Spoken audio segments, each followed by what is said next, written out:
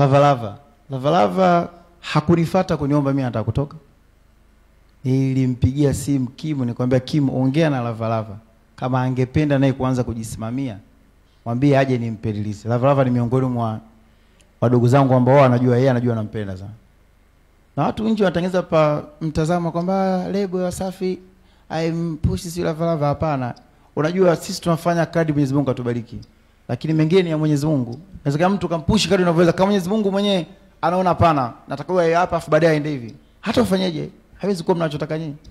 Ni kijana na talent Lava, anaimba vizuri, yani ana juhudi, ana uwezo creative, anajituma. Nilikuwa niko naye nyumbani pia jana.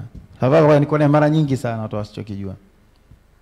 Nikamwambia Kim kama Lava pia kama yuko ameshakuwa kwa psychology anataka naye pia kujisimamia, aje mdogo wangu nitampa free release naye. Nimeshina vizuri. Hajaye kunivunjia heshima Lava, hajaye kunikosea adabu. Tumeishi kwa kupendana, kwa kubebana kwenye hali na mali. Wakaja Lava, kazungumza naye kama mdogo wangu mimi nakupenda, sitaki unipata shilingi 10.